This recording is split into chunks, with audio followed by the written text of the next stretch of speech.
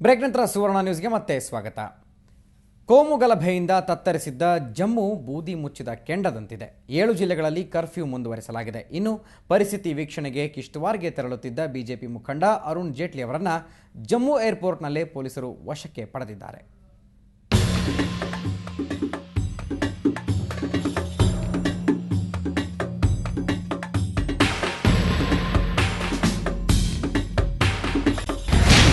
ಕೋಮು ಗಲಭೆಗೆ ತತ್ತರಿಸಿದ ಜಮ್ಮು ಕಾಶ್ಮೀರ.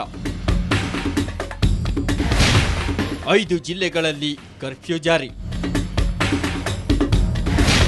ಬಿಜೆಪಿ ಮುಖಂಡರ ಜಮ್ಮು ಭೇಟಿಗೂ ತಡೆ. ಕಣಿವೆ ರಾಜ್ಯ ಜಮ್ಮು ಕಾಶ್ಮೀರ ಅಕ್ಷರಶಃ ಬೆಂಕಿಯುಂಡೆಯಾಗಿದೆ. ಕಿಶ್ತವಾರ್ನಲ್ಲಿ ನಡೆದ 2 ಗುಂಪುಗಳ ಘರ್ಷಣೆಯ ಕಿಡಿ ಜಮ್ಮು ಪ್ರಾಂತ್ಯಕ್ಕೆ ವ್ಯಾಪಿಸಿದೆ. 7ಕ್ಕೂ ಹೆಚ್ಚು ಜಿಲ್ಲೆಗಳಲ್ಲಿ ಉದ್ವಿಗ್ನ ಪರಿಸ್ಥಿತಿ ತಲೆದೋರಿದ್ದು ಎಲ್ಲೆಡೆ ಕರ್ಫ್ಯೂ ಜಾರಿ ಮಾಡಲಾಗಿದೆ. ಕಿಶ್ತವಾರ್ನಲ್ಲಿ ಹಿಂಸಾಚಾರ ನಿಲ್ಲದ ಕಾರಣ ರಾಜೌರಿ, ಉಧಂಪುರ್, ಕಥುವಾ, ಸಾಂಬಾ ಮತ್ತು ಬಂದರ್ವಾದಲ್ಲೂ ಕರ್ಫ್ಯೂ ವಿಧಿಸಲಾಗಿದೆ.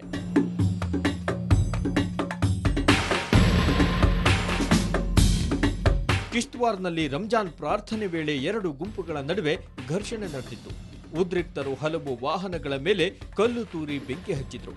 ಘಟನೆಯಲ್ಲಿ 2 ಸಾವನ್ನಪ್ಪಿದ್ರು. ಇದರಿಂದಾಗಿ ಪರಿಸ್ಥಿತಿ ಮತ್ತಷ್ಟು ಉದ್ವಿಗ್ನಗೊಂಡಿದ್ದು ಕರ್ಫ್ಯೂ ಜಾರಿಗೊಳಿಸಲಾಗಿದೆ.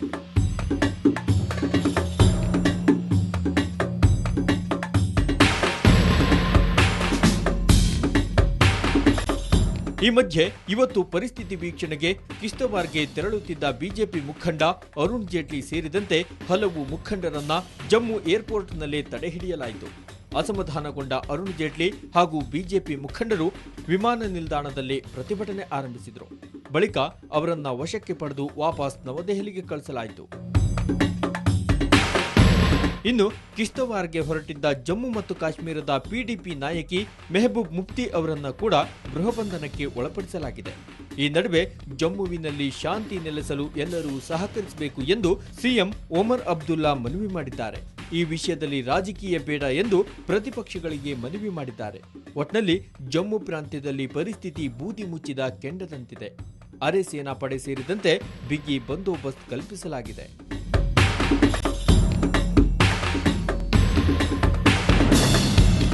ಬ್ಯೂರೋ ರಿಪೋರ್ಟ್, ಸುವರ್ಣ ನ್ಯೂಸ್.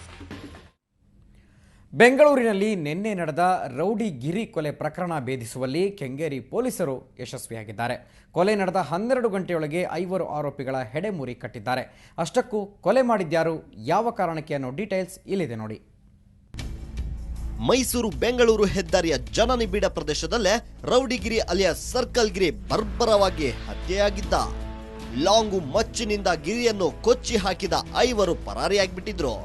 ಹೀಗೆ ಪರಾರಿಯಾದವರು ಬೆಳಗಾಗುವುದರೊಳಗೆ ಪೊಲೀಸ್ ಬಲೆಗೆ ಬಿದ್ದಿದ್ರು.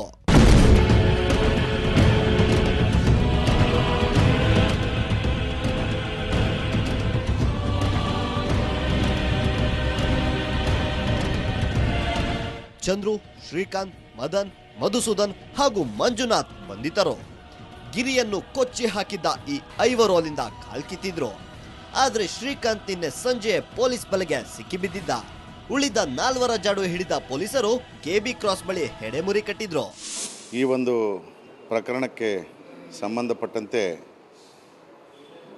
ನಾವು ACP ಕೆಂಗೇರಿ ಗೇಟ್ ಅವರ ನೇತೃತ್ವದಲ್ಲಿ ಒಂದು ವಿಶೇಷ ತಂಡವನ್ನು ರಚಿಸಿ ಈ ಕೊಲೆಯನ್ನು ಮಾಡಿರ್ತಕ್ಕಂಥ ಆರೋಪಿಗಳಲ್ಲಿ ನಿನ್ನೆ ಒಬ್ಬನ ವಶಕ್ಕೆ ತೆಗೆದುಕೊಂಡಿದ್ವಿ. ಅವನ್ನ ವಿಚಾರಣೆ ಮಾಡಿದ ನಂತರ ಇವತ್ತು ಮತ್ತೆ 4 ಜನ ಈ ಪ್ರಕರಣದಲ್ಲಿ ಭಾಗಿಯಾದಂಥ ಆರೋಪಿಗಳನ್ನು ನಾವು ಬಂಧಿಸಿದ್ದೀವಿ.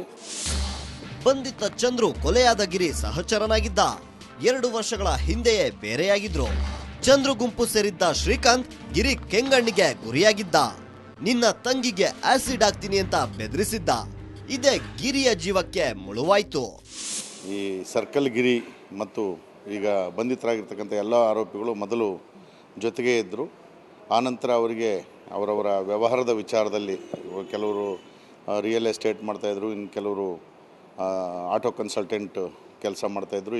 ಈ ವ್ಯವಹಾರಗಳ ವಿಚಾರದಲ್ಲಿ ಸರ್ಕಲ್ ಗಿರಿಗೂ ಅವರಿಗೂ ಡಿಫ್ರೆನ್ಸ್ ಬಂದು ಚಂದ್ರ ಎಂಬತಕ್ಕಂಥ ವ್ಯಕ್ತಿ ಪ್ರತ್ಯೇಕವಾಗಿ ಅವನು ಇವರೆಲ್ಲರನ್ನು ಸೇರಿಸ್ಕೊಂಡು ತಂಡ ಮಾಡಿಕೊಂಡಾಗ ಸರ್ಕಲ್ ಗಿರಿ ಆ ವಿಚಾರದಲ್ಲಿ ಇವ್ರ ಜೊತೆ ಜಗಳ ತೆಗೆದಿದ್ದಾನೆ. ಹಾಗಾಗಿ ಈ ಹಿನ್ನೆಲೆಯಲ್ಲಿ ಇವನು ನಮಗೆ ತೊಂದರೆ ಮಾಡ್ತಾನೆ ಅಂತಕ್ಕಂಥ ಉದ್ದೇಶವನ್ನು ಇಟ್ಕೊಂಡು ನಾವು ಅವನನ್ನು ಕೊಲೆ ಮಾಡಿದ್ದೀವಿ ಅಂತೇಳಿ ಅವ್ರು ತಿಳಿಸಿದ್ದಾರೆ. ಒಟ್ನಲ್ಲಿ ಹಾಡು ಹಗಲೇ ಮಚ್ಚು ಲಾಂಗು ಜಳಪಿಸಿ ಜನರಲ್ಲಿ ಆತಂಕ ಸೃಷ್ಟಿಸಿದ ಖತರ್ನಾಕ್ ರೌಡಿಗಳು ಈಗ ಜೈಲು ಸೇರಿದ್ದಾರೆ.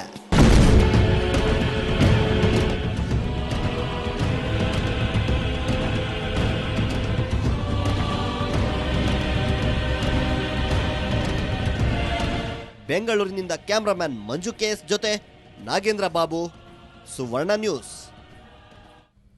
ಆಲಮಟ್ಟಿ ಹಿನ್ನೀರಿನಲ್ಲಿ ಮೊಸಳೆಯನ್ನು ಕಂಡ ವ್ಯಕ್ತಿಯೊಬ್ಬ ವಿದ್ಯುತ್ ಕಂಬವೇರಿ ಜೀವ ಉಳಿಸಿಕೊಂಡ ಅಚ್ಚರಿಯ ಘಟನೆಯೊಂದು ನಡೆದಿದೆ. ಬಾಗಲಕೋಟೆಯ ಛಬ್ಬಿ ಗ್ರಾಮದ ಬಳಿ ಈ ಘಟನೆ ನಡೆದಿದ್ದು, ಬೂದಿಹಾಳ ಗ್ರಾಮದ ಪ್ರಕಾಶ್ ಮೈತ್ರಿ ಸುಮಾರು 4 ಗಂಟೆ ಕಂಬ ಏರಿ ಜೀವ ಉಳಿಸಿಕೊಂಡ ಅದೃಷ್ಟವಂತ. ಎಂದಿನಂತೆ ಎಮ್ಮೆ ಹೊಡೆದುಕೊಂಡು ಬಂದಿದ್ದ ಪ್ರಕಾಶ್ ಎಮ್ಮೆ ಕಾಣದೇ ಇದ್ದಾಗ ತೆಪ್ಪ ತೆಗೆದುಕೊಂಡು ಹಿನ್ನೀರಲ್ಲಿ ಎಮ್ಮೆ ಹುಡುಕುತ್ತಾ ಹೊರಟಿದ್ದಾರೆ. ಸುಮಾರು ದೂರ ನೀರಲ್ಲಿ ಹೋದಾಗ ಎದುರಿಗೆ ಮೊಸಳೆಯೊಂದು ತೆಪ್ಪದ ಸಮೀಪ ಬಂದಿದೆ. ಮೊಸಳೆಯನ್ನು ಕಂಡ ಪ್ರಕಾಶ್ ಗಾಬರಿಗೊಂಡು ನೀರಿಗೆ ಬಿದ್ದಿದ್ದಾರೆ. ಮೊಸಳೆ ಹತ್ತಿರ ಬರುವುದನ್ನು ಕಂಡು ಭೀತಿಯಿಂದ ಸಮೀಪವೇ ಇದ್ದ ವಿದ್ಯುತ್ ಕಂಬವೇರಿದ್ದಾರೆ. ಇದನ್ನು ಗಮನಿಸಿದ ಗ್ರಾಮಸ್ಥರು ವಿದ್ಯುತ್ ಸಂಪರ್ಕ ತೆಗೆಸಿದ್ದಾರೆ. ಬಳಿಕ ಅಗ್ನಿಶಾಮಕ ದಳದ ಸಿಬ್ಬಂದಿ ಸ್ಥಳಕ್ಕಾಗಮಿಸಿ ಬೇರೊಂದು ಬೋಟ್ ಮೂಲಕ ತೆರಳಿ ಪ್ರಕಾಶ್ನನ್ನು ಸುರಕ್ಷಿತವಾಗಿ ಹೊರಗಡೆ ಕರೆತಂದಿದ್ದಾರೆ. ನಾವು ಎಮ್ಮೆ ನೋಡಕ್ಕೆ ಹೋಗಿದ್ದೀವಿ ಅಲ್ಲಿ. ಅದು ನಡುವಳಿಗೆ ಹೋದಿವ್ರಿ, ನಮ್ಗೆ ಮಿಕ್ತ್ರಿ ದಾರಿ ಕಬ್ಬ ಹತ್ಕೊಂಡು ಕುಂತೀವ್ರಿ. ಮತ್ತು ದಿನ ಹೊಳ್ಳಿ ಸುಗವ್ರಿ, ನಾನು ಹೊಳೆ ಕಡೆನ ಒಂದು ತಾಸು ಬಿಟ್ಟು ಸುಗವ್ರಿ. 11ಕ್ಕೆ ಬಂದಿನಿ ಅಲ್ಲಿ.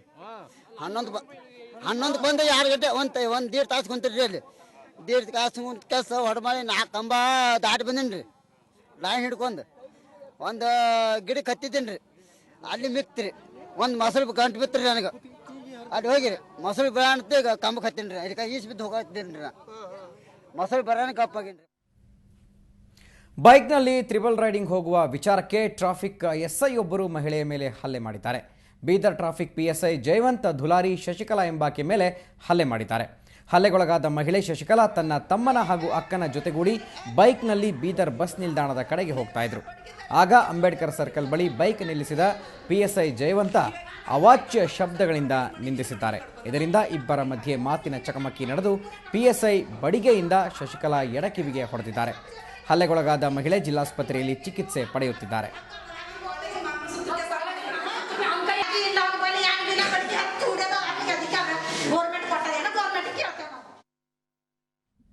ಮತ್ತಷ್ಟು ಸುದ್ದಿಗಳನ್ನು ನೋಡೋಣ ಬ್ರೇಕ್ನ ನಂತರ.